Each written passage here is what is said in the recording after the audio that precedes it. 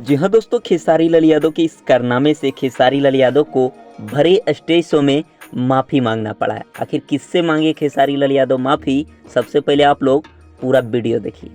चंदा ये खाली लोगों के लिए कर रहा हूँ, सीरियस मत होना।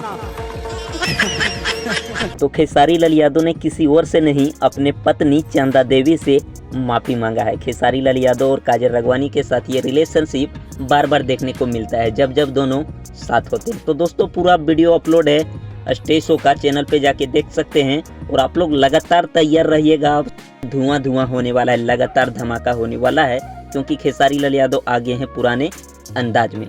तो जितने भी फैंस हैं खेसारी लाल यादव के, तैयार रहिए। जाए करेजा 2 का टीजर आ चुका है आप लोगों के बीच वेस्ट भोजपुरी से। मिलते हैं दोस्तों फिर नेक्स्ट वीडियो में। वीडियो अच्छा लगा हो तो लाइक कीजिए, चैनल पे नए हैं सब्सक्राइब कीजिए। Thanks for watching, love you all.